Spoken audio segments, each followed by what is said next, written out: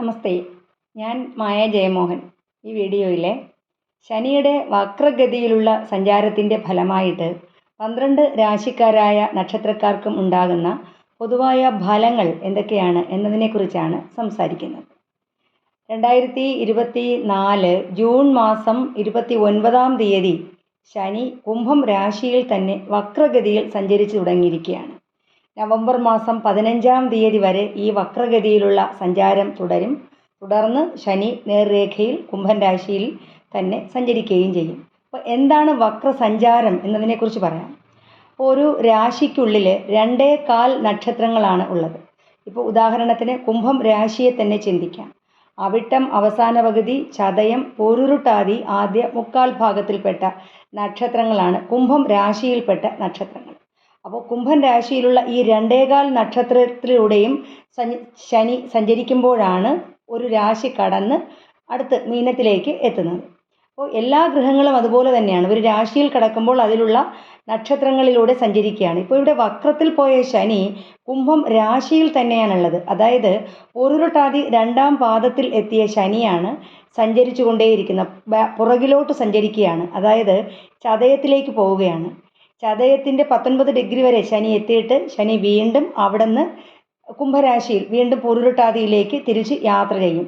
പൂരുരുട്ടാതി 3 പാദവും പൂർത്തിയായതിന് ശേഷം ശനി മീനം രാശിയിലേക്ക് കടക്കും. അതാണ് ശനിയുടെ വക്രഗതിയിലുള്ള സഞ്ചാരം. അപ്പോൾ ഈ ഒരു സഞ്ചാരത്തിൻ്റെ ഫലമായിട്ട് ഭാവം മാറുന്നില്ല, എന്നാൽ അനുഭവിക്കുന്ന ആ ഒരു ഫലത്തിൻ്റെ തീവ്രതയിൽ വ്യത്യാസമുണ്ടാകും.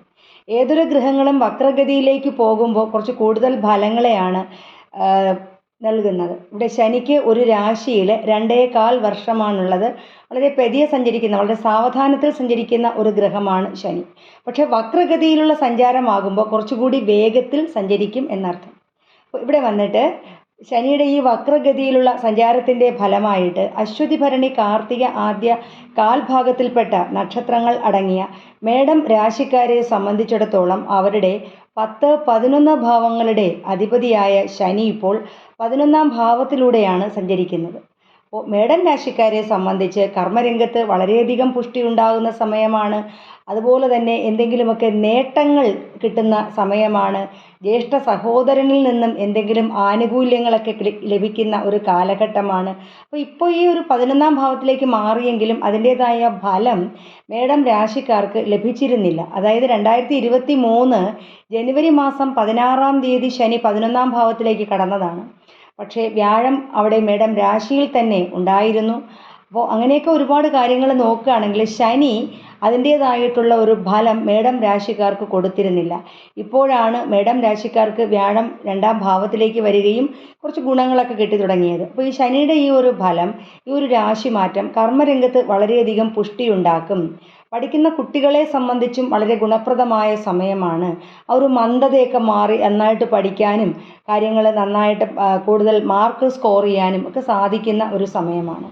അതുപോലെ തന്നെ ശനിയുടെ രാശിമാറ്റത്തിൻ്റെ ഫലമായിട്ട് വീട് അല്ലെങ്കിൽ ഭൂമി ഇങ്ങനെ എന്തെങ്കിലും വാങ്ങാൻ ആഗ്രഹിച്ചിരുന്ന ആൾക്കാർക്ക് അത് സാധിച്ചു കിട്ടുന്ന ഒരു സമയം. ഭൂമിയിൽ നിന്നും ആദായം എടുക്കുന്ന, അതായത് കൃഷിക്കാരായിട്ടുള്ളവർക്ക് വളരെ പ്രയോജനപ്രദമായിട്ടുള്ള ഒരു സമയമാണ്. അപ്പോൾ കർമ്മരംഗത്ത് വളരെയധികം പുഷ്ടി ഉണ്ടാകുന്നു. എല്ലാ രംഗത്തും നേട്ടങ്ങൾ ഉണ്ടാകുന്നു. അപ്പോൾ സങ്കടങ്ങളെല്ലാം മാറിപ്പോവുകയും ധാരാളമായ ധനപുഷ്ടി അല്ലെങ്കിൽ സാമ്പത്തിക നേട്ടങ്ങൾ ഉണ്ടാവുകയും ചെയ്യുന്നതാണ് മേടം രാശിക്കാർക്ക് ഈ ഒരു വക്രഗതിയിലുള്ള മാറ്റത്തിൻ്റെ ഫലമെന്ന് പറയുന്നത്.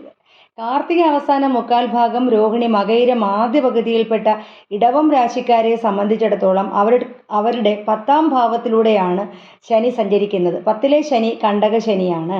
അപ്പോൾ കർമ്മരംഗത്ത് ചെറിയ മൗഢ്യതയൊക്കെ ഉണ്ടായിരുന്ന ഒരു സമയമാണ്. പക്ഷേ ഇപ്പോൾ ഈ ഒരു ശനിയുടെ വക്രഗതിയിലുള്ള സഞ്ചാരം ഇവരുടെ ഈ ഒരു ശനിയുടെ കാഠിന്യത്തെ കുറച്ചു കൊടുക്കുന്നു. അതായത് 10-ാം ഭാവത്തിലെ കണ്ടക ശനിയുടേതായിട്ടുള്ള തീവ്രതയ്ക്ക് ചെറിയ ഒരു മാറ്റം ഇടവം രാശിക്കാർക്ക് നൽകുകയാണ്. അപ്പോൾ എന്തെങ്കിലും നമ്മുടെ ജോലി സ്ഥലവുമായിട്ട് ബന്ധപ്പെട്ട് എന്തെങ്കിലും ബുദ്ധിമുട്ടുകളൊക്കെ ഉണ്ടായിരുന്ന ആൾക്കാർ, അതായത് നമുക്ക് കർമ്മരംഗത്ത് നമ്മൾ ചെയ്യുന്ന ജോലിക്ക് തക്കതായ പ്രതിഫലം കിട്ടായികയോ അല്ലെങ്കിൽ പ്രമോഷൻ പ്രതീക്ഷിച്ചിരുന്നു പക്ഷെ അത് ലഭിക്കാതെ വരിക, ഇങ്ങനെയൊക്കെയുള്ള കാര്യങ്ങളിൽ മാറ്റമുണ്ടാകും. അതായത് അത് നേടിയെടുക്കാനായിട്ട് സാധിക്കും. അപ്പോൾ നമുക്ക് ജോലി തന്നെ പലപ്പോഴും സ്വിച്ച് ഓഫ് ആക്കി വെച്ച ആൾക്കാർക്ക് പുതിയൊരു ജോബ് കിട്ടാനൊക്കെ പ്രയാസപ്പെട്ടിരുന്ന ഒരു സമയമാണ് ഈ ഇടവം രാശിയിലുള്ളവർക്ക് ഈ നടന്ന സമയം. പക്ഷെ അതിലൊക്കെ ഒരു മാറ്റം ഉണ്ടാകുന്ന സമയമാണ്. എല്ലാ കാര്യങ്ങളിലും ഉപരി നമ്മുടെ ജാതകത്തിൽ ശനി എവിടെ ഇരിക്കുന്നു അതനുസരിച്ചിട്ടാണ് ഗുണദോഷ ഫലങ്ങളുടെ കാഠിന്യത്തെ ചിന്തിക്കുക. അതായത് ശനി തുലാം രാശിയിലോ അല്ലെങ്കിൽ മകരത്തിലോ കുംഭത്തിലോ ഇരിക്കുന്ന ആൾക്കാരാണെങ്കിൽ അവർക്ക് ഈ ഒരു കണ്ടക ശനിയുടെ പ്രോബ്ലമോ അല്ലെങ്കിൽ ശനിക്കിപ്പോൾ ഉണ്ടാകുന്ന ഈ ഒരു മാറ്റം കുറച്ച് കൂടുതൽ നേട്ടങ്ങളെ കൊടുക്കും. എന്നാൽ ശനി മേടം രാശിയിലിരിക്കുന്ന ആൾക്കാർക്ക് കൂടുതൽ പ്രയാസങ്ങളായിരിക്കും.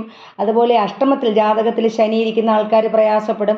ശനി ജാതകത്തിൽ എവിടെ ഇരിക്കുന്നു അതനുസരിച്ചിട്ടാണ് ഇതിൻ്റെ ഫലങ്ങളുടെ ഏറ്റക്കുറച്ച്, അതായത് തീവ്രതയുടെ ഇത് ഫലം നമ്മൾ നിശ്ചയിക്കാൻ വേണ്ടിയിട്ട്.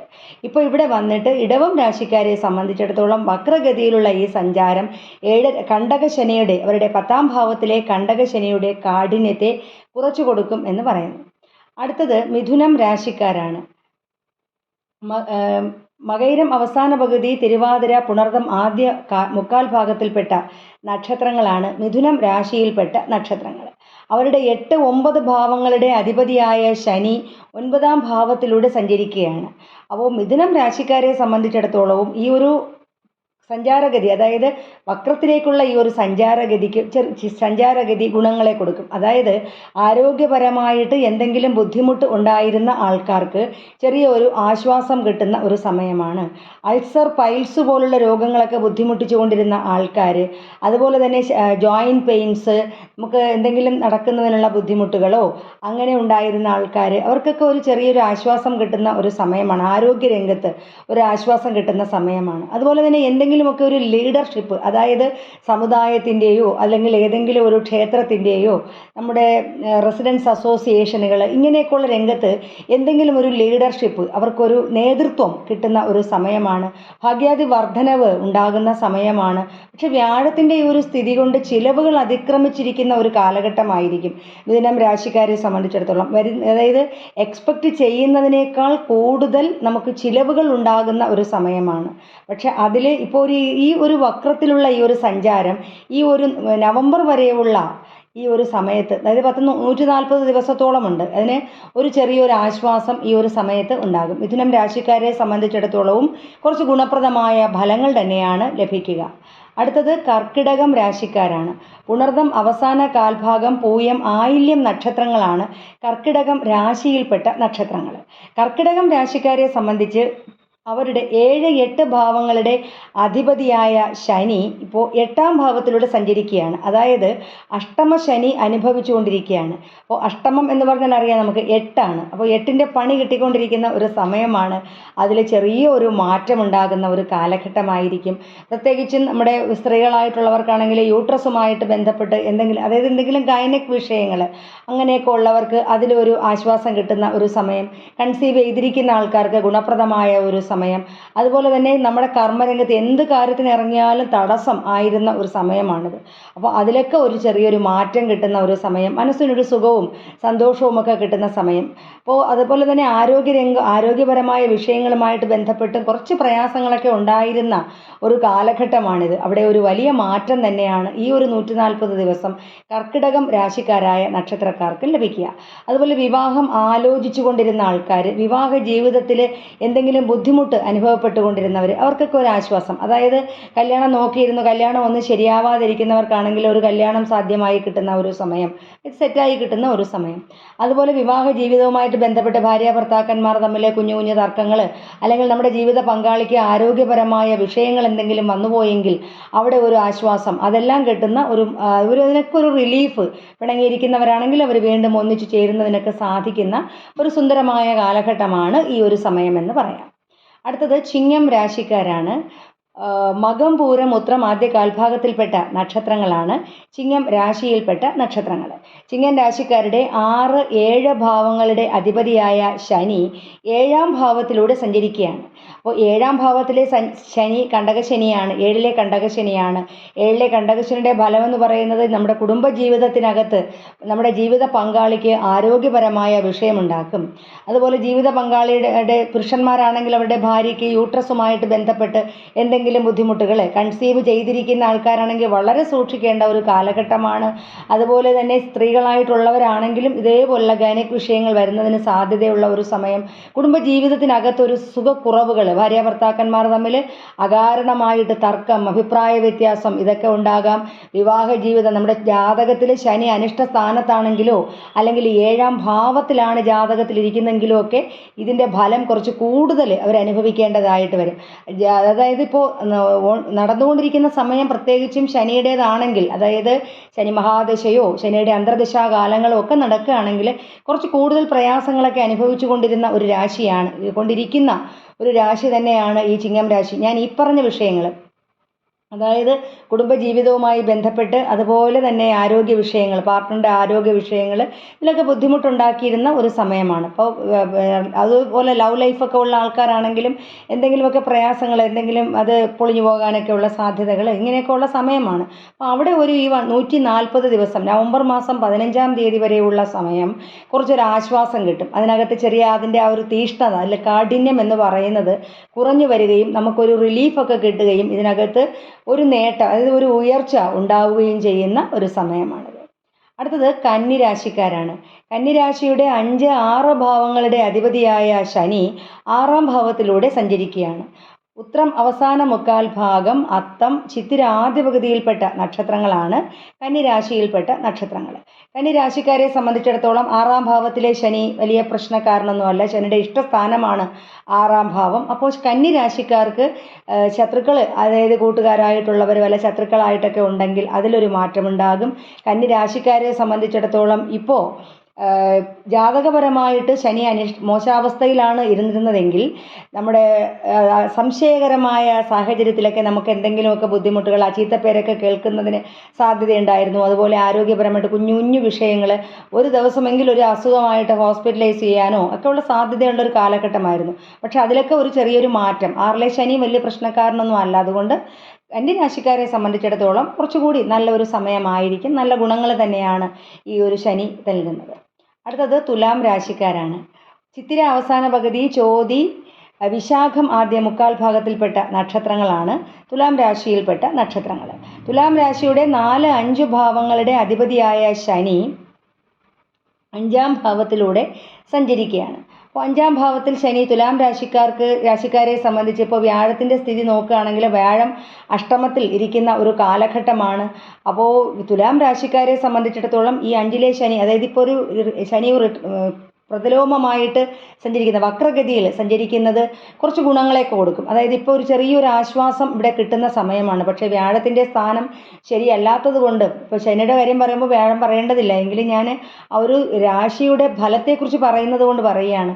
ആ ഒരു വ്യാഴത്തിന് വേണ്ടി നന്നായിട്ട് വിഷ്ണുവിനെ പ്രാർത്ഥിക്കുക, ദൈവാധീനം വർദ്ധിപ്പിക്കേണ്ട ഒരു സമയമാണ്. എന്നാൽ നമ്മുടെ പ്രാർത്ഥനയിലൂടെ ഈശ്വരാധീനം വർദ്ധിക്കുക, സാമ്പത്തികമായിട്ടൊക്കെ എന്തെങ്കിലും ബുദ്ധിമുട്ടുകൾ, നമുക്ക് അധികമായ ചിലവുകൾ ഉണ്ടാവുക, അല്ലെങ്കിൽ നമ്മൾക്ക് ആരെങ്കിലും കുറച്ച് രൂപ തരാനുണ്ട് എന്ന് വിചാരിക്കൂ, അവർക്ക് പോലും നമുക്ക് തരാനായിട്ട് സാധിക്കത്തില്ല. അങ്ങനെയൊക്കെയുള്ള ബുദ്ധിമുട്ടുകൾ, പ്രതീക്ഷിക്കാത്ത രീതിയിലുള്ള ധനച്ചിലവുകൾ, അതുപോലെ ഈശ്വരാധീനത്തിന് ഒരു ചെറിയ കുറവുണ്ടാകുന്ന ഒരു കാലഘട്ടം.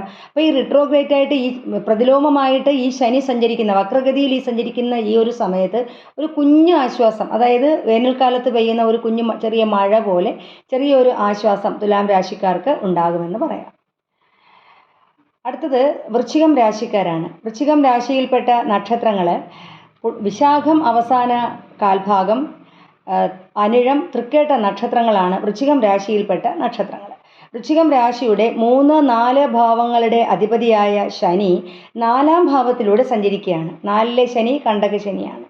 അപ്പോൾ വൃശ്ചികം രാശിക്കാരെ സംബന്ധിച്ചിടത്തോളം കണ്ടക ശനിയുടേതായിട്ടുള്ള ബുദ്ധിമുട്ട് അനുഭവിച്ചു കൊണ്ടിരിക്കുകയായിരുന്നു. ജാതകത്തിലെ ശനി അനിഷ്ട സ്ഥാനത്താണെങ്കിൽ ബുദ്ധിമുട്ടിൻ്റെ കാഠിന്യം കൂടും, അല്ല എന്നുണ്ടെങ്കിൽ അവിടെ ഒരു ചെറിയ ആശ്വാസം ഉണ്ടാകും. പിന്നെ വിദേശവുമായി ബന്ധപ്പെട്ടൊക്കെ യാത്ര ചെയ്യാനൊക്കെ ഇരുന്ന ആൾക്കാരാണെങ്കിൽ അവർക്ക് ഗുണാനുഭവങ്ങൾ കിട്ടുന്ന ഒരു സമയമാണ്. അതായത് ശനി നാട് കടത്തുമെന്നാണ്.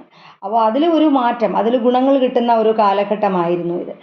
അതായത് ഇപ്പോൾ കണ്ടകശനി 4-ാം ഭാവത്തിൽ വരികയാണെങ്കിൽ നമ്മുടെ താമസ സ്ഥലം മാറി, ഇപ്പോൾ നമ്മൾ താമസിക്കുന്ന വീട് മാറി പുതിയൊരു വീട്ടിലേക്ക് മാറുകയോ, അല്ലെങ്കിൽ നമ്മൾ വേറെ എങ്ങോട്ടെങ്കിലും താമസം മാറിപ്പോവുക, വിദേശവുമായി ബന്ധപ്പെട്ട് പോവുക, പെൺകുട്ടികളാണെങ്കിൽ കല്യാണം കഴിഞ്ഞിട്ട് വീട് മാറിപ്പോവുക, ഒരു ഒരു മാറ്റം അവിടെ ഉണ്ടാകുന്ന ഒരു സമയമായിരുന്നു. അപ്പോൾ അത് മാത്രവുമല്ല, കുടുംബത്തിനകത്ത് ആരോഗ്യപരമായിട്ട് അവർക്ക് വിഷയങ്ങൾ, കുടുംബത്തിനകത്ത് ഭാര്യ ഭർത്താക്കന്മാർ തമ്മിൽ കുഞ്ഞു കുഞ്ഞു തർക്കങ്ങൾ, അഭിപ്രായ വ്യത്യാസങ്ങൾ, ഒരു സമാധാനക്കുറവൊക്കെ ഉണ്ടായിരിക്കുന്ന ഒരു സമയമാണ് ഈ വൃശ്ചികം രാശിക്കാരായിട്ടുള്ള നക്ഷത്രക്കാരെ സംബന്ധിച്ചിടത്തോളം.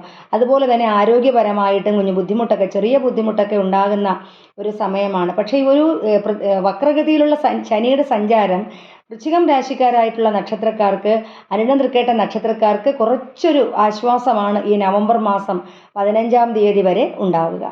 അടുത്തത് ധനുരാശിക്കാരാണ്. മൂലം, പൂരാടം, ഉത്രാടം ആദ്യ കാൽഭാഗത്തിൽപ്പെട്ട നക്ഷത്രങ്ങൾ. ധനുരാശിക്കാരുടെ 2, 3 ഭാവങ്ങളുടെ അധിപതിയായ ശനി ഇപ്പോൾ 2-ാം ഭാവത്തിലൂടെ സഞ്ചരിക്കുകയാണ്. 2-ാം ഭാവത്തിലെ ശനി നല്ല ശനിയാണ്. നമുക്ക് ധനപരമായിട്ടൊക്കെ പുഷ്ടിയും കാര്യമൊക്കെ ഉണ്ടാകുന്നു. ധനുരാശിക്കാരെ സംബന്ധിച്ചിടത്തോളം 7-ാണ്ട ശനിയൊക്കെ മാറി നല്ല ക്ലിയർ ആയിട്ടിരിക്കുന്ന ഒരു സമയമാണ്. ധനുരാശിക്കാരെ സംബന്ധിച്ചിടത്തോളവും സാമ്പത്തിക നേട്ടം ഉണ്ടാകുന്ന ഒരു കാലഘട്ടമാണിത്. സഹോദരങ്ങളുടെ ഭാഗത്തു നിന്ന് എന്തെങ്കിലുമൊക്കെ ഗുണങ്ങൾ കിട്ടുന്ന സമയം. ഭൂമി, അതായത് നമ്മുടെ കുടുംബ സ്വത്ത് പാർട്ടിഷൻ ചെയ്യുന്നതുമായിട്ടൊക്കെ ബന്ധപ്പെട്ടൊക്കെ ഇരിക്കുന്ന ആൾക്കാരാണെങ്കിൽ അതൊക്കെ ഇപ്പോൾ സാധിക്കും. അല്ലെങ്കിൽ അത് വിറ്റ് നമുക്ക് കുറച്ച് ധനം വരാനൊക്കെ ആഗ്രഹം പ്രതീക്ഷിച്ചിരിക്കുകയാണെങ്കിൽ അതൊക്കെ സാധിച്ചു കിട്ടുന്ന ഒരു സമയമാണ്. ധനുരാശിക്കാരെ സംബന്ധിച്ചിടത്തോളവും കുറച്ച് നല്ല ഒരു കാലഘട്ടമാണ്. ഫുഡുമായിട്ട് ബന്ധപ്പെട്ട് ജോലി ചെയ്യുന്ന ആൾക്കാർ, അതുപോലെ തന്നെ ഗ്രോസറികളുമായിട്ട് ബന്ധപ്പെട്ട് ജോലി ചെയ്യുന്ന ആൾക്കാർ, ഇവർക്കൊക്കെ ഡെൻറ്റിസ്റ്റ്, ഇങ്ങനെയൊക്കെ ഉള്ളവർക്കൊക്കെ കുറച്ച് കൂടുതൽ ഗുണഫലങ്ങൾ കിട്ടുന്ന ഒരു സമയമാണിത്. അതുപോലെ അടുത്തത് മകരം രാശിക്കാരാണ്. ഉത്രാടം അവസാന മുക്കാൽ ഭാഗം, തിരുവോണം അവിട്ടം ആദ്യ പകുതിയിൽപ്പെട്ട മകരം രാശിക്കാരെ സംബന്ധിച്ചിടത്തോളം മകരം രാശ്യാധിപതി ശനിയാണ്. അതുപോലെ തന്നെ 2-ാം ഭാവാധിപതിയും ശനിയാണ്. ആ ശനി ഇപ്പോൾ 2-ാം ഭാവത്തിലൂടെ സഞ്ചരിക്കുകയാണ്. അപ്പോൾ 2-ാം ഭാവത്തിലൂടെ സഞ്ചരിക്കുന്ന ശനിയുടെ ഈ ഒരു സമയം മകരം രാശിക്കാരെ സംബന്ധിച്ചിടത്തോളം ഇപ്പോൾ 7-ാണ്ട ശനിയുടെ 3rd സ്റ്റേജിലിരിക്കുകയാണ്. അതായത് 7-ാണ്ട ശനി കഴിയാറായിരിക്കുന്ന ഒരു സമയമാണ്. ധനപരമായിട്ട് പുഷ്ടി ഉണ്ടാകുന്ന ഒരു കാലഘട്ടമാണ്. അതുപോലെ തന്നെ നമ്മൾ കമ്പ്യൂട്ടറുമായിട്ട് ബന്ധപ്പെട്ട് ജോലിയെടുക്കുന്ന ആൾക്കാർ, അങ്ങനെയുള്ളവർക്ക് ഗുണപ്രദമായ സമയം. വിദേശവുമായി ബന്ധപ്പെട്ടിരിക്കുന്ന ആൾക്കാർക്ക് ഗുണപ്രദമായിട്ടുള്ള ഒരു സമയം. അപ്പോൾ പക്ഷേ എന്താ പറയുക, ഹനുമാൻ സ്വാമിയെ പോലെ ഒന്ന് തള്ളേണ്ടി വരും. ഒരു കാര്യത്തിന് ഇറങ്ങാൻ വേണ്ടിയിട്ട് അവരെ ഒന്ന് നിർബന്ധിക്കണം. കാലിബർ നല്ല കഴിവൊക്കെ ഉള്ള ആൾക്കാരാണ്. പക്ഷേ ആരെങ്കിലും ഒന്ന് പറയണം, നിനക്ക് കഴിവുണ്ട്, നീ ഇത് ഇറങ്ങി ചെയ്യൂ എന്നൊക്കെ പറയാനൊക്കെ ഉള്ള സാധ്യത. അങ്ങനെയൊക്കെ ചെയ്താൽ മാത്രമേ ഇവർ ഇറങ്ങി ആക്റ്റീവായിട്ട് നിന്ന് അതിനകത്ത് വിജയമുണ്ടാവുകയുള്ളൂ. അപ്പോൾ തൊടുന്ന കാര്യങ്ങളിൽ വിജയമുണ്ടാകുന്ന ഒരു സമയമാണ്. ഇപ്പോൾ 7-ാണ്ട ശനിയുടെ 3rd സ്റ്റേജ് ആയതുകൊണ്ട് കുറച്ചൊരു ആശ്വാസം വന്നുകൊണ്ടിരിക്കുന്ന സമയമാണ്. അപ്പോൾ ഈ വക്രഗതിയിലുള്ള ശനി ആയതുകൊണ്ട്, ആ ശനി ഞാൻ നേരത്തെ പറഞ്ഞു ഗുണഫലങ്ങളെ കൊടുക്കുമെന്ന് പറഞ്ഞു. അപ്പോൾ മകരം രാശിക്കാരെ സംബന്ധിച്ചിടത്തോളം വരുമാന മാർഗ്ഗങ്ങൾ വർദ്ധിക്കുന്ന ഒരു സമയമാണ്. അപ്പോൾ എവിടെന്നെങ്കിലും നമ്മൾ പൈസ കിട്ടാക്കടമൊക്കെ ഉണ്ടെങ്കിൽ അതൊക്കെ കിട്ടുന്ന ഒരു സമയം. അപ്രതീക്ഷിതമായിട്ട് ഒരു ധനവരവൊക്കെ ഉണ്ടാകുന്ന ഒരു സമയം. നമുക്ക് എവിടെന്നെങ്കിലും പുതിയതായിട്ട് കുറച്ച് പൈസയൊക്കെ കിട്ടാനൊക്കെ ഉണ്ട് എന്നുണ്ടെങ്കിൽ, അതായത് എന്താ പറയുക, പ്രതീക്ഷിക്കാത്ത വലിയൊരു ലോണ് കിട്ടുകയോ അല്ലെങ്കിൽ വലിയൊരു തുകയുടെ ചിട്ടി നമുക്ക് കിട്ടുകയോ, അങ്ങനെ എന്തെങ്കിലുമൊക്കെ ഒരു നേട്ടങ്ങൾ, ഒരു എമൗണ്ട്, ഒരു ഹ്യൂജ് എമൗണ്ട് കയ്യിൽ വരുന്നതിന് സാധ്യതയുള്ള ഒരു സമയം, പ്രതീക്ഷിക്കാത്ത രീതിയിൽ. ഭൂമി വിറ്റ് വരവുണ്ടാകുന്ന ഒരു സമയവും കൂടിയാണിത്. ഭൂമിയിൽ നിന്നും ആദായം എടുക്കുന്ന ആൾക്കാർ, കൃഷിക്കാരായിട്ടുള്ളവർ, അവർക്കൊക്കെ നേട്ടം കിട്ടുന്ന ഒരു സമയവും കൂടിയാണ്. ക്വാറി പോലത്തെ കാര്യങ്ങളൊക്കെ ചെയ്യുന്ന ആൾക്കാർ, മൈനിങ് ഒക്കെ ചെയ്യുന്ന ആൾക്കാർ, അങ്ങനെയൊക്കെ ഉള്ളവർക്കൊക്കെ നേട്ടങ്ങൾ കിട്ടുന്ന ഒരു സമയമാണ് ഈ ഒരു സമയം. അടുത്തത് കുംഭം രാശിക്കാരാണ്. കുംഭം രാശ്യാധിപതി ശനിയാണ്. അതുപോലെ തന്നെ 12-ാം ഭാവാധിപതിയും ശനിയാണ്. ആ ശനി കുംഭം രാശിയിലിരിക്കുകയാണ്. കുംഭം രാശി ശനിയുടെ മൂലത്രികോണ ക്ഷേത്രമാണ്. അപ്പോൾ കുറച്ച് ഗുണങ്ങളൊക്കെ ഉള്ള ഒരു ഇതാണ് കുംഭരാശി. പക്ഷേ ഈ കുംഭരാശിക്കാരായിട്ടുള്ള നക്ഷത്രക്കാർക്ക് അവിട്ടം അവസാന പകുതി, ചതയം പൂരുരുട്ടാതി ആദ്യം മുക്കാൽ ഭാഗത്തിൽപ്പെട്ട നക്ഷത്രങ്ങൾ. അപ്പോൾ ഈ ജന്മത്തിലിരിക്കുന്ന ശനി എന്ന് പറയുമ്പോൾ കുറച്ച് പ്രയാസങ്ങൾ ഉണ്ടാകുന്ന കാലഘട്ടമാണ്. ജന്മത്തിൽ ശനി വന്ന ശനി കുറച്ച് പ്രയാസങ്ങളെ കൊടുക്കും. അതായത് ഏഴാണ്ട ശനിയുടെ സെക്കൻഡ് സ്റ്റേജാണ്. അത് കുറച്ച് പ്രയാസങ്ങളുണ്ട്. പക്ഷേ ഈ ഒരു വക്രഗതിയിലുള്ള ശനിയുടെ സഞ്ചാരം ചെറിയ ഒരു ആനുകൂല്യം കിട്ടുന്ന ഒരു സമയമാണ്. ചതയത്തിലെത്തുന്ന ശനി വളരെ വേഗത്തിൽ അവിടെ എത്തുകയാണ്. അതുപോലെ കാര്യങ്ങൾ നമുക്ക് വേഗത്തിൽ നടക്കും എന്നർത്ഥം. അപ്പോൾ കുറച്ച് ഗുണാനുഭവങ്ങൾ, ഒരു ആശ്വാസം, വേനലിൽ പെയ്യുന്ന മഴയെന്ന് മുന്നേ പറഞ്ഞതുപോലെ തന്നെ പറയുന്നു, ചെറിയൊരു ആശ്വാസം കിട്ടുന്ന ഒരു സമയമാണ്. മീനം രാശിക്കാരെ സംബന്ധിച്ചിടത്തോളം മീനം രാശിക്കാർ ഏഴാണ്ട ശനി തുടങ്ങിയിരിക്കുകയായിരുന്നു. അതായത് മീനം രാശിയുടെ 11, 12 ഭാവങ്ങളുടെ അധിപതിയായ ശനി 12ാം ഭാവത്തിലൂടെ സഞ്ചരിക്കുകയാണ്. അപ്പോൾ മീനം രാശിക്കാരെ സംബന്ധിച്ച് പറയുകയാണെങ്കിൽ ഏഴാണ്ട ശനിയുടെ കാഠിന്യം തുടങ്ങിയിട്ടുണ്ടായിരുന്നു ഇപ്പോൾ ഈ ജൂൺ മാസത്തിൽ. പക്ഷേ അതിലൊരു ചെറിയൊരു മാറ്റം, ഗുണങ്ങൾ കിട്ടുന്ന ഒരു സമയമാണ്. പൂരുരുട്ടാതി അവസാന കാൽഭാഗം, ഉത്രട്ടാതി, രേവതി നക്ഷത്രങ്ങളാണ് മീനം രാശിയിൽപ്പെട്ട നക്ഷത്രങ്ങൾ.